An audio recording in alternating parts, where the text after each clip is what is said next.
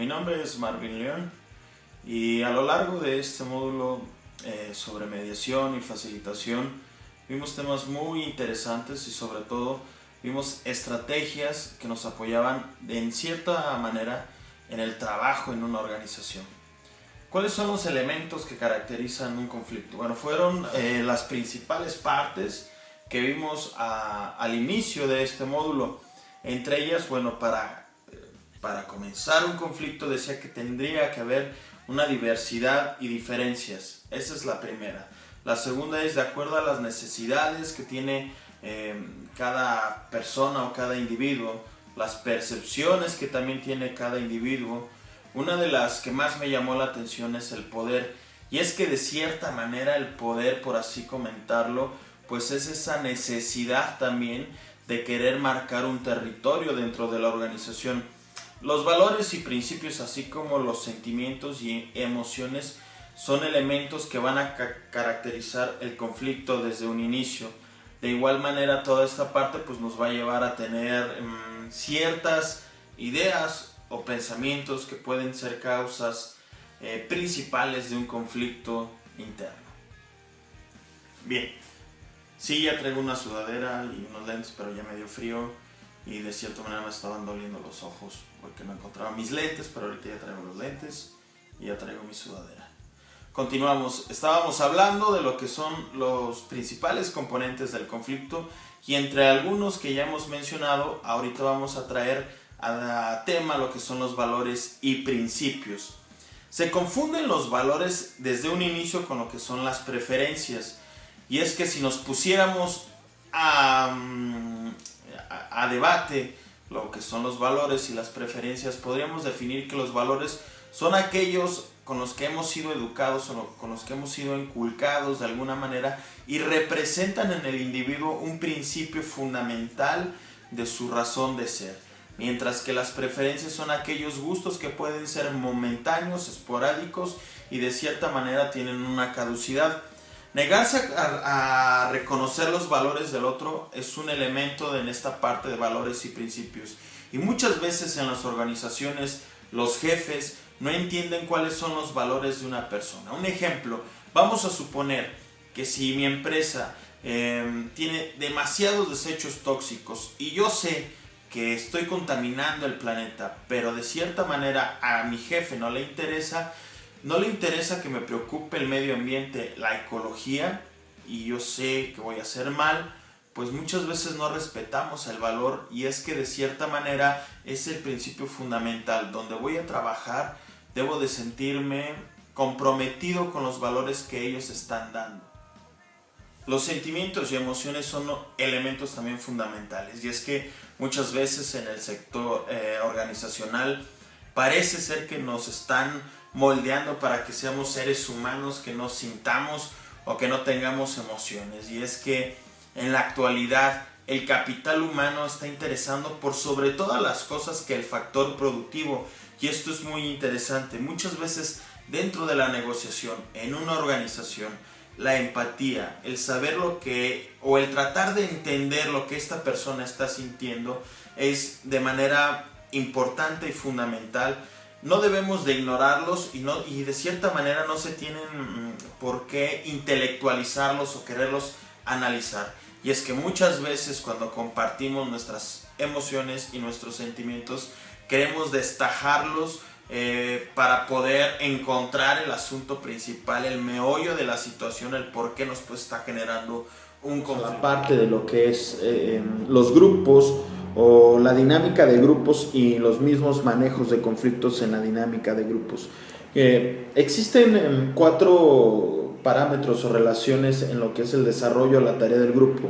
El primero es formar el grupo, obviamente, donde se van a determinar los objetivos del grupo. El segundo es hacer el bosquejo, donde vamos a determinar cuáles van a ser los roles que los integrantes del grupo tienen que aceptar. El tercero va a ser la normativa, es decir, establecer las reglas, bases, cuáles serán las consecuencias de no ajustarnos a las reglas y sobre todo establecer una agenda o cronograma de actividades. Y la cuarta pues es la ejecución. Ya aquí vamos a supervisar que toda esta parte de ejecutar de acuerdo al plan o cronograma de actividades Vamos a tener también que proveer de una retroalimentación y sobre todo cuáles van a ser las consecuencias que se tienen que medir. A continuación vamos a entrar a lo que van a ser los enfoques o las teorías que van a abordar el estudio del mismo conflicto, pero cuáles van a ser las estrategias para la resolución del mismo. Es decir, vamos a encontrar lo que es mediación, negociación, conciliación y arbitraje. La conciliación. Conforme se explicó anteriormente, la conciliación es el proceso donde se interviene un tercero neutral, es decir, existe una persona que va a tomar una decisión total o parcial de acuerdo a la facultad de las alternativas que van a surgir en este proceso. Es decir, la conciliación es una negociación, por así decirlo, asistida, donde vamos a tener el apoyo de un tercero. El arbitraje es un proceso en el cual ambas partes se acuerdan de un tercero neutral, resuelva el conflicto de cierta manera, evaluando los argumentos que cada uno presenta, es decir, como encontrarse con un juez para que le dé resolución a un conflicto. Un ejemplo de esto son todos aquellos casos de que el empleado demanda a un jefe y los casos se presentan en conciliación y arbitraje. Y ahorita vamos a entrar de fondo a lo que va a ser la comunicación en la mediación. En la mediación va a ser, de cierta manera un proceso en donde vamos a conversar. Esta se va a caracterizar por ser específicamente humano, va a ocurrir en un presente y en una hora, en un aquí. La conversación va a estar compuesta por elementos tanto verbales como no verbales, y las emociones son parte integrante y fundamental de este proceso. Bien, aquí nos vamos entonces a preparar como mediadores o prepararnos para la mediación. La propuesta inicial consiste en tener una composición adecuada y completa de un cuadro claro de las dificultades que habremos de disolver durante el proceso de la mediación. Esto, para generar alternativas, es necesario habernos preparado anteriormente, ¿verdad? ¿Cuáles son los principios del enfoque de Rogers? Bueno, como punto número 1, la persona es valiosa por sí misma. 2, la naturaleza humana va a ser constructiva, digna de confianza. 3, la motivación básica del ser humano va a ser la autorrealización. Los impulsos agresivos son parte del hombre que surgen, escúchenlo bien, que surgen cuando éste pierde contacto consigo mismo, es decir, cuando se pierde. La salud se manifiesta al vivir como un organismo total, integrado y unificado. El siguiente es la agresividad. Surge cuando el individuo requiere de cierta manera protegerse a fin de desarrollarse, es decir, va a buscar la agresividad. Va a salir cuando el ser humano se va a sentir atacado o amenazado y de cierta manera tiene que sobrevivir y se tiene que proteger ante esta amenaza. El aprendizaje siempre tiene que ser descubierto con la propia existencia, es decir, con un proceso de desarrollo, un proceso empírico de cierta manera, que se va a desarrollar a través de la existencia misma del ser humano, del individuo, y la persona siempre va a tener deseos de aprender. Ahora vamos a entrar a lo que va a ser la facilitación para el mismo facilitador. El facilitador habrá de entablar una intensa relación personal, ¿sí?, y subjetiva con su cliente para poderse relacionar en el aspecto no solo como un científico frente a un objeto, sino como aquella persona que está frente a otra persona. Y también debemos entender que durante este proceso, en donde la persona busca convertirse en persona, por así decirlo, busca una plenitud, pues vamos a encontrar una persona sumamente feliz, y una persona feliz es capaz de compartir esa felicidad para que se multiplique. Esto quiere decir que de una persona con un funcionamiento pleno podemos obtener a muchas personas con mucho funcionamiento pleno, y esto a su vez podemos tener sociedades con un funcionamiento pleno, y si tenemos sociedades con un funcionamiento pleno, vamos a tener un mundo con un funcionamiento pleno.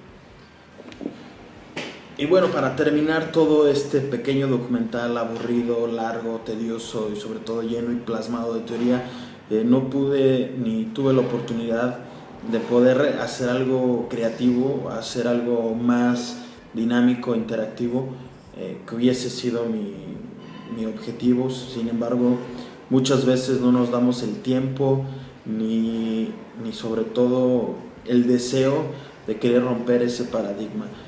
Debo compartir con ustedes que a lo largo de esta materia aprendí bastante, sobre todo en los procesos de humanización. Muchas de las lecturas tocan un punto fundamental que tiene que ver con la misma relación del ser humano, y creo también que estamos en la era en la que el ser humano y el individuo ha perdido esa facultad de sorprenderse, ha perdido esas ganas de disfrutar lo que tenemos, si tienes trabajo o no, si tienes salud o no, si tienes pareja o no.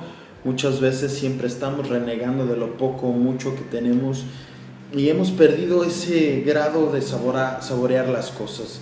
Yo puedo decir que he saboreado inmensamente estos casi 4 meses del diplomado, a pesar de que han sido cargas inmensas de información, procesos de aprendizaje muy distintos, demasiada teoría, poca práctica y bueno, estilos de enseñanza diferentes.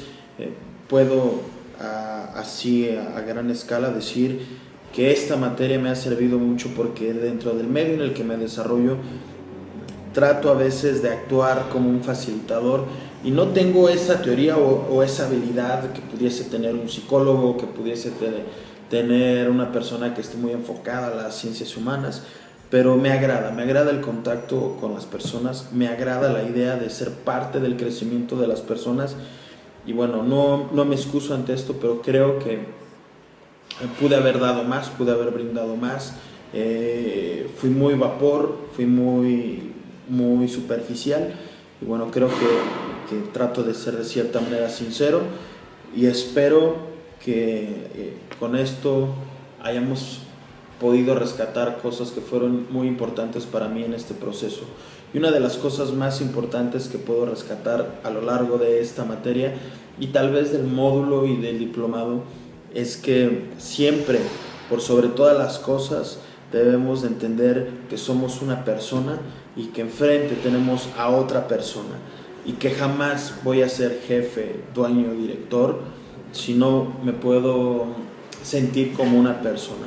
Y quizá parafraseando un poco a Carlos Kazuga en aquel discurso que da sobre cómo los japoneses sí pueden tener esa disciplina y los mexicanos no, al final nos comparte un cuento bellísimo sobre aquel gorrión que se está quemando su bosque y de cierta manera va por una gota de lluvia y la suelta en el bosque y todos los animales le dicen que qué está haciendo, que se vaya, y el gorrión contesta: ese bosque me ha dado familia, ese bosque me ha dado amor, ese bosque me ha dado un espacio donde vivir y esto que estoy haciendo es un poco de agradecimiento para lo que él me ha dado.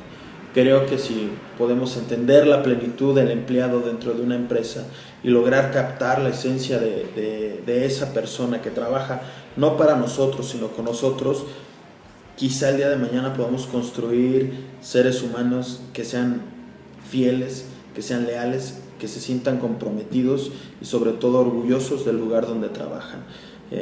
A mí me ha tocado hacer encuestas y preguntar.